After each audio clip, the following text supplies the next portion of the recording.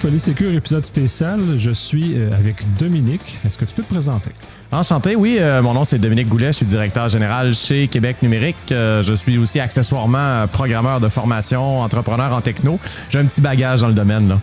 Tout à fait. Là, aujourd'hui, on va parler de 42, qui est une initiative de Québec Numérique, qui est justement une école de formation, on pourrait dire, alternative, qui, de façon de ma compréhension, vient justement récupérer les gens qui sont laissés pour compte par le système traditionnel et dans une perspective de TI et de cybersécurité aussi. Considérant la pénurie, moi, je trouve ça important qu'on se parle justement pour faire connaître cette initiative-là, pour qu'on puisse justement recruter, que les piscines puissent se remplir de gens qui vont venir remplir les emplois plus tard. Fait que je te laisse présenter un peu tout ça, puis je vais aller sur des questions. Oui, ben merci de l'opportunité de parler de 42 Québec. Là, c'est juste pour remettre en contexte aussi, on avait quand même plusieurs objectifs. Puis c'est un long parcours, l'ouverture de ce centre de formation-là. Ça a débuté il y a plusieurs années quand on a visité l'original, la Maison Mère, 42 Paris. On est tombé en amour avec le concept de voir un lieu différent d'apprentissage, de partage des savoirs, de voir des gens, tu sais, que tu rentres là, puis ça a l'air d'une gang de décrocheurs, de dropped-out qui travaillent dans le même but, puis sont super brillants, sont super allumés. Ils créent des projets, ils prennent en main un lieu de formation, ils se l'approprient puis ils en font quelque chose d'extraordinaire. Quand on a vu ça, on s'est dit, hey, ça nous prend l'équivalent à Québec. Il faut avoir un lieu différent où on va aller chercher des gens qui sont loin du milieu des TI. On ne veut pas aller voler des gens au cégep, à l'université. On veut prendre des talents cachés, des talents peut-être qui ne savent même pas qu'ils ont un don en technologie, puis leur offrir l'opportunité, sans prérequis, d'arriver dans ce lieu de formation-là, puis de se former en technologie, fait que d'agrandir notre bassin de main-d'œuvre de la Ville de Québec en technologie. Là, quand on a vu cette opportunité-là, on s'est dit, ben, c'est parfait, on va amener ça à Québec. Et franchement, c'est vraiment à côté de ce qui existe. Premièrement, il n'y a aucun prérequis d'admission. Donc, vous n'avez pas besoin d'avoir de diplôme ou de compétences particulières en technologie pour venir à 42. L'important, c'est d'arriver avec votre bonne volonté. Il y a quand même un processus d'admission, on va se le dire. Là. La première étape, c'est d'aller sur notre site. On remplit un questionnaire. On a des petits jeux de logique et de mémoire pour valider vos compétences de base à devenir programmeur. C'est présenté sous forme de petits jeux vidéo. Ensuite de ça, on vous invite à une séance d'information. Et ensuite, on vous lance dans la piscine, qui est un camp d'entraînement de 26 jours pour que vous puissiez tester la méthodologie de travail. Donc, nous, notre méthode, c'est de l'apprentissage par les pairs et de l'apprentissage par projet. Donc, on va travailler avec tous les autres étudiants en collaboration en complétant des projets informatiques. Donc, la première fois que vous arrivez, ben, on assume que vous connaissez absolument rien en technologie. On part par les bases, on vous enseigne. En fait, on vous enseigne pas, on vous apprend à se débrouiller dans tous les langages. On vous apprend à commencer à programmer directement. Et au bout de ces 26 jours-là, ben, on vous informe que vous êtes retenu pour une cohorte de 3 ans. Donc, ça prend 3 ans par la suite pour devenir un programmeur complet à 42. Là, tu parles de programmeur, mais j'imagine qu'on en a parlé un peu en off, le cursus se diversifie vers la fin. C'est d'où l'aspect cyber est très intéressant parce qu'il y a une diversification en cyber qui est possible au bout de, tu me disais, 18 mois. Est-ce que tu peux me parler de justement le deuxième volet de formation qui est spécialisé dans des domaines plus spécifiques? Oui, c'est ça. Donc, le premier volet là, dure à peu près 18 à 24 mois, tout dépendamment de la vitesse à laquelle on va. Celui-là, ça permet d'acquérir toutes les bases qu'on a besoin en informatique pour être un bon programmeur. Là, on va passer par des langages comme le C, C++, il y a des piscines en Ruby, en Python, bref. Ça me rappelle les souvenirs. Ça nous rappelle les souvenirs. On ne fait pas d'assembleur, par contre, là, contrairement à ce qu'on a fait, nous, dans le temps au cégep. Mais puis, il n'y a plus non plus de cartes perforées. Là, ça, c'est fini. Là. On oublie les cartes perforées. Mais on va apprendre les bases. Puis au bout de ça, donc, suite à ces 18-24 mois-là, on vous demande de choisir une spécialisation. Là, vous avez plusieurs choix. Il y en a une vingtaine. Ça peut être dans le jeu vidéo, ça peut être dans le mobile, dans le web, la base de données et évidemment, la cybersécurité. Donc, là, à partir de là, vous avez un cursus d'à peu près 12 à 14 mois à faire dans une spécialité. Puis, une fois que vous avez complété le premier volet plus une spécialité, bien là, vous devenez gradué de 42 Québec. On vous donne une attestation pour le prouver et vous êtes étudiant à vie. Donc, si jamais le cœur vous en dit, mettons que vous avez fait un mauvais choix, là, vous avez pris du mobile, puis en réalité, là, au bout de 3 ans, vous dites, moi, je vais aller travailler en cybersécurité, vous pouvez revenir faire le volet de cybersécurité par la suite, là, puis on va vous accueillir à bras ouverts. Très intéressant. Là, le modèle d'apprentissage est différent, parce que justement, tu parles d'apprentissage et non d'enseignement. En quoi ça diffère avec ce que normalement on voit de ce qu'on est habitué dans ce qu'on a eu comme cursus plus conventionnel? Oui, ben c'est ça, tu l'abordes là, dans le fond, c'est qu'il y a plusieurs façons d'apprendre des choses. Il y a le modèle traditionnel d'enseignement où une personne qui détient toutes les connaissances vous les partage dans un cours magistral, a.k.a. l'université et le cégep. C'est pas fait pour tout le monde. Moi, particulièrement, moi étant TDA, et je pense qu'on est plusieurs dans ce contexte-là, au bout de 10-12 minutes à peu près, là, on a un cahier rempli de dessins puis on a perdu le fil de ce qui se dit en avant. Nous, on mise plutôt sur l'apprentissage plutôt que l'enseignement. Donc, on va permettre aux étudiants de compléter des projets ensemble, donc de travailler collaborativement avec des projets techniques à créer. Donc, au lieu de vous expliquer comment ça fonctionne, par exemple, un shell dans Linux, bien, on va vous apprendre à implanter un shell.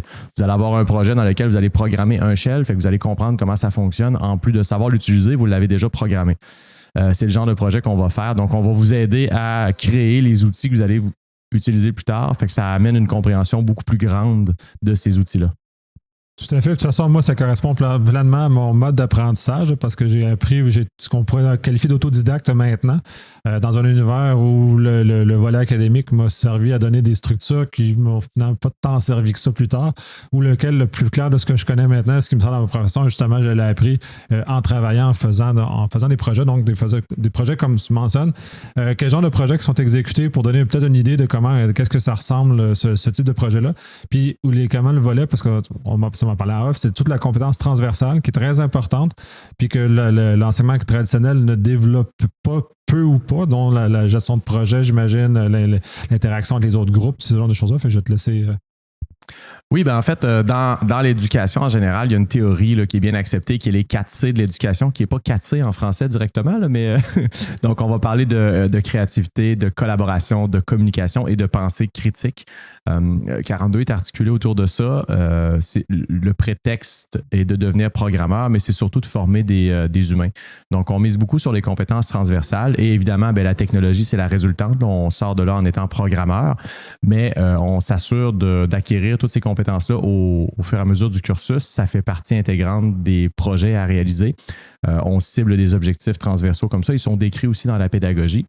Le genre de projet, c'est très varié. Là. Ça peut partir. Le premier projet, c'est de refaire une librairie commune de C. On commence par là, on commence par les bases, puis plus on évolue. Ça fait mal.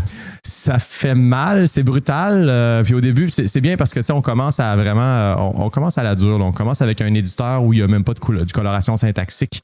Genre VR. C'est brutal. Là. Tu sais, quand c'est en noir et blanc, tu ne vois pas tes mots-clés, puis quand tu commits ton code, il faut que ça fonctionne parce qu'il y a un engin automatique derrière qui teste ton code pour te donner une note.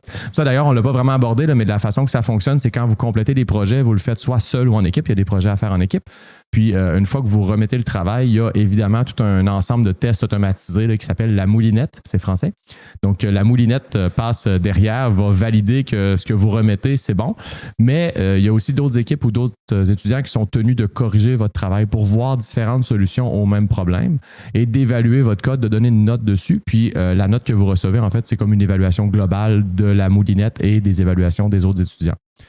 Vous êtes aussi tenu de corriger les travaux de d'autres étudiants, fait que ça vous permet d'apprendre encore une fois d'autres solutions au même problème que vous avez déjà réglé. Puis tout l'apprentissage est fait en se basant qu'on va apprendre avec les pairs. Donc ceux qui ont déjà complété des projets sont là pour épauler ceux qui vont les démarrer. Puis on passe au suivant comme ça. D'accord. Puis ça, c'est donc plus là, tu parlais de piscine, fait que chaque cohorte vient aider nécessairement la cohorte précédente de la connaissance qu'ils ont, ou c'est plus isolé que ça entre les cohortes? Ben, en fait, tout le monde travaille dans le même cluster. C'est très français, fait que les termes sont soit trop français ou trop anglais. Là. Donc, le cluster, c'est l'endroit où il y a beaucoup d'ordinateurs. Là, dans notre cas, c'est environ 150 ordinateurs qui sont au même endroit. Les étudiants travaillent dans le cluster principal.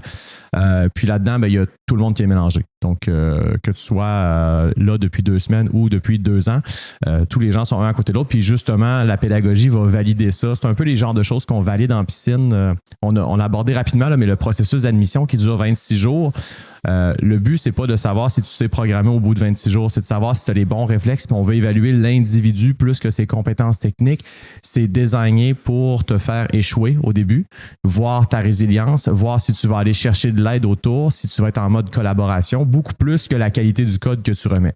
Donc, au fur et à mesure que tu collabores, là, tu commences à réussir à déposer des projets, tu progresses dans le cursus, puis c'est comme ça qu'on veut s'assurer que les gens qui viennent à 42 vont avoir cette méthode de fonctionnement-là. Ouais, je trouve ça très intéressant quand tu parles de collaboration puis de résilience, dans le fond, les amener à vivre l'échec et à traiter l'échec. Parce que, puis ça, pour moi, en cyber, c'est d'autant plus évident, mais en général, en TI aussi, c'est très apparent. Les gens ont une certaine difficulté à faire face à l'échec ou à l'opposition de ce genre d'éléments-là. Fait que d'apprendre ça très tôt, qu'on est plus fort en groupe que d'être tout seul, c'est très important. Je trouve que c'est des valeurs qui sont même fondamentales au succès de ce qu'on peut faire. Donc, tout ce beau monde-là sont dans le même, dans le fond, on pourrait dire le même cluster ou la même piscine, dépendant comment on veut regarder, la même grappe. J'ai eu la chance d'en croiser parce qu'ils sont bénévoles pendant la semaine numérique, ils sont bénévoles pendant le WAC également. Fait que c'est un contact très intéressant, ils sont très allumés. Là, ça, ils ont même posé des questions en cyber dans mon volet. Fait que j'ai trouvé ça très, très pertinent de les mettre en contact avec ça. Mais est-ce qu'il y a une forme de mentorship là, où, qui est incité ou c'est vraiment tout le monde qui sont plus regroupés dans leur cohorte ou dans leur... Officiellement, il n'y a pas de programme de parrainage là, qu'on pourrait imaginer, mais c'est basé là-dessus. En fait, on demande aux jeunes et aux moins jeunes, parce que c'est quand même... On a une moyenne de 27 ans. La moyenne d'âge, c'est 27 ans. Il y en a, ça vient début vingtaine. On en a jusqu'à dans la cinquantaine. Fait que c'est vraiment un horizon varié. Puis on s'attend de eux qu'ils soient débrouillards puis qu'ils aillent chercher l'aide eux-mêmes. On s'attend à plein de choses. Entre autres, tu as parlé de l'échec. Ça, c'est drôle parce que, on parle d'innovation ces temps-ci. Tout le monde parle d'innovation. Tout le monde a ça. On est une culture d'innovation. Puis ces gens-là n'acceptent pas l'échec. Puis dans l'innovation, je pense que l'échec fait comme partie intrinsèque de l'innovation. Il faut que tu te trompes une couple de fois si tu veux vraiment faire une innovation de rupture. C'est sûr, si tu fais de l'innovation itérative, tu améliores un peu les choses, tu ne te planteras pas souvent. Mais quand tu veux changer le monde... Pour moi, c'est pas de l'innovation, c'est juste de l'amélioration continue à la limite. Là, mais de la vraie, pour moi, ce que je considère l'innovation, c'est un changement de paradigme. Un peu, ça date, ça a trahi mon âge. Mais disons, l'iPhone est un changement de paradigme très important. Et ça n'a pas été simple, ça, ce genre de choses-là, comme quoi ça l'a... Il faut être capable de voir. Puis il y a eu, à ce que l'histoire raconte, beaucoup de prototypes qui ont été rejetés, puis même Steve Jobs, les prototypes qu'il proposait, plusieurs ont été rejetés parce qu'on a l'impression que lui, la science infuse. Non, il a été rejeté comme les autres. Il a été subir l'évaluation des pairs comme les autres. Donc, il n'y a pas de cette culture du héros unique qui porte tout. C'est vraiment un travail d'équipe et justement d'échecs successifs jusqu'à l'atteinte de la dite innovation. Là. C'est ça. Puis moi, si j'ai un conseil là, pour les gens qui sont à la recherche d'emploi en ce moment, là, posez cette question-là à votre futur employeur. Parle-moi d'une fois où tu as eu un échec, puis comment vous l'avez géré. Ça en dit long sur le processus d'innovation d'une entreprise quand on pose la question. Tu sais, c'est drôle, tu parlais de Steve Jobs, mais une de ses histoires célèbres, c'est quand tout le monde a ri de lui parce que lorsqu'il a inventé l'iPhone, il lui posait la question, pourquoi avec les palmes, on a un crayon, on a déjà 10 crayons dans nos mains, pourquoi on en aura un de plus? Puis là, les gens riaient de lui, ouais, mais là, c'est des doigts, c'est gros, c'est pas précis, puis tout ça. Puis, tu sais, je pense que, en tout cas, jusqu'en 2022, jusqu'à aujourd'hui, il a quand même eu raison qu'on avait 10 meilleurs stylos que... Ils ont sorti un Apple Pencil éventuellement, mais tout de même, son idée d'utiliser le doigt plutôt qu'un stylet, c'était pas fou, là, même si ça paraissait un peu ridicule à l'époque. Oui, c'est ça, puis c'est très difficile, puis c'est ça fonctionne ce genre de choses-là. Tout le volet, parce qu'il doit y avoir un certain niveau d'encadrement pédagogique, tu en faisais mention, donc comment ça se matérialise, cet encadrement-là, pour des apprenants qui sont non standards? Là. C'est nécessairement pas du magistral, là, parce qu'on va les endormir, puis comme je me suis endormi régulièrement dans certains cours, dans leur cas, eux autres, comment sont encadrés pour justement les amener à cheminer? Parce que le premier projet que vous leur mettez, il est quand même costaud. Vous les laissez pas juste dans la nature comme ça, il doit y avoir comme un minimum d'encadrement pour les aider à cheminer. Oui, puis c'est fait de façon ludique. Dans le fond, c'est présenté sous forme de jeux vidéo. Là. Je pense que la gamification de nos jours, on s'en sort pas. C'est une méthode efficace, ça fonctionne. On l'utilise beaucoup parce que ça fonctionne. Donc, le parcours est présenté, puis tu vas voir, c'est super sacré. Là, c'est le Holy Graph. Ça, c'est le parcours complet. Dans le fond, c'est un peu présenté. Mettons, imaginez-vous une galaxie là, avec une planète dans le milieu. Là, puis après ça, il y a des anneaux subséquents. Puis quand on complète un projet, on a accès à un autre anneau avec plusieurs autres planètes qui sont des projets à compléter. Puis on peut se diriger comme ça dans le cursus, de l'intérieur du cursus, donc de la planète originale, vers l'extérieur du cursus, les différents anneaux, jusqu'à un moment donné, justement, arriver dans une spécialité puis choisir une constellation, si on veut, par rapport à ça. Puis, lorsqu'on fait des projets, on récupère des points d'expérience, on bâtit notre fiche de personnage avec les points d'expérience, on gagne des niveaux. Puis là, Gros rocket science, là, mais c'est 42. Puis lorsque vous êtes rendu niveau 21, vous avez gradué de 42, ce qui est la moitié exacte dans ce cas-là. On est de la même génération pas mal, on est fort dans les calculs mentaux. Oui, mais là, c'est ça, c'est tout le volet très. C'est ça, tous les symboles qui sont là, c'est très intéressant. Moi, j'ai pas d'autres questions sur le volet plus général de 42. Est-ce que tu as d'autres choses à rajouter ou on a fait un tour qui est quand même assez complet? Mais là, d'habitude, je me fais poser la question pourquoi 42? Toi, je sais que tu connais la réponse, c'est pour ça. Ouais, c'est peut-être justement, je suis biaisé, mais je vais te laisser quand même. C'est justement pour que j'ouvre la porte à la fin d'un cas que j'ai oublié des éléments qui me sont pour moi naturels, mais qui ne sont pas pour tout le monde. Oui, ben en fait, 42, ça fait référence à une œuvre de fiction de Douglas Adams, 42, qui est la réponse à la grande question sur la vie, l'univers et tout le reste, dans lequel, je vous spoilerai pas le roman, là, mais bref, une civilisation extraterrestre cherche la grande réponse qui va répondre à tout, et la réponse qu'ils reçoivent, c'est 42, fait qu'ils comprennent pas tant, là. Ils essaient de calculer ensuite la bonne question à cette réponse-là, mais finalement, ils font exploser l'ordinateur avant. Donc, on garde un certain mystère, mais bref, 42, dans le fond, est bâti sur la thématique de cette œuvre de fiction-là. Donc, les personnages qui viennent vous porter la pédagogie, ben, c'est le petit robot Marvin qui vient, qui vous fait des rappels, puis qui vous dit « Ah, là, vous êtes encore en retard dans la remise de vos projets. » Bref, il y a un encadrement, puis il y a une forme de jeu qui est fait autour de ça. Pas besoin de connaître l'œuvre de fiction pour venir à 42, mais ça ajoute une petite couche supplémentaire dans la compréhension puis dans l'évolution des étudiants. Fait que c'est normal de passer à 42 puis de voir des serviettes traîner parce que quand tu as une serviette dans la vie, tu es préparé à tout. Et ça vient directement de l'œuvre. Donc, ça fait des petits clins d'œil. Nous, on en laisse traîner des exemplaires aussi sur le campus, s'il y en a qui veulent aller alimenter leur imaginaire. Ouais, ça fait partie de la culture geek, fait que c'était pour ça que ça pense que pour moi ça l'a comme passé là, c'est comme des références à d'autres œuvres de fiction dans lesquelles comme geek on est habitué. Fait que je te remercie énormément. On va basculer avec un second collaborateur qui va justement lui nous aborder tout le volet cybersécurité. Tu me mentionnais comme 42 est encore jeune, les coureurs ne sont pas encore tout à fait rendus là, mais ça s'en vient. Donc ça va être intéressant justement de discuter avec ce collaborateur-là cet élément-là. Merci de l'opportunité. Merci. Bon, je suis avec Tom. Est-ce que tu peux te présenter? Parce que tu es un peu comme disait Dominique, le mastermind en arrière de 42 Québec. Donc, je vais te laisser te présenter. Puis ensuite, on va basculer sur le volet cyber. Oui, alors moi, c'est Tom Guiter. Je suis chargé de projet de 42 Québec. J'ai commencé par faire mon cursus 42 à Paris. Où quelques temps après mon cursus, j'ai rejoint l'équipe technique et pédagogique. Et quelques années encore après, me voici à Québec pour monter 42 Québec ici. C'est super intéressant, surtout que tu as passé par le chemin 42, fait que tu es d'autant plus conscient ou connaissant de ce que c'est. Dominique, justement, t'as mis dans les mains de nous parler du volet cyber parce que sur l'ensemble, après le 18 à 24 mois, les apprenants ont l'occasion de choisir une spécialité, dont la cybersécurité. Moi, c'est naturellement, je m'intéresse davantage à ce volet-là, d'autant plus que les gens en cybersécurité sont des gens souvent hors normes, donc vont être beaucoup plus propices à tomber dans un contexte d'apprentissage comme 42. Est-ce que tu peux expliquer comment fonctionne l'apprentissage de la spécialisation en cyber à 42? Oui, bien sûr. Donc nous, en fait, on part du principe que quand ils commencent à choisir d'une spécialité, ils savent ce qui leur plaît et ce qui ne leur plaît pas. Donc on estime qu'ils ont déjà quelques notions en cybersécurité. Et c'est pour ça qu'on commence très fort dans les premiers projets de cybersécurité avec de la programmation en cybersécurité. Donc ça va être du développement de virus, vraiment système, si je puis dire, plus que comment fonctionne un virus ou ce genre de choses, quoi. Parce qu'on estime qu'ils ont déjà vu ça auparavant. Ben, c'est très intéressant de le prendre de ce côté-là. C'est non standard. Si on regarde justement au système d'éducation standard, on fait juste apprendre comment les choses fonctionnent de façon purement théorique sans l'expérimenter. Moi, je suis plus de l'école de pensée qu'il faut vraiment le tester parce qu'on ne comprend pas comment un virus fonctionne.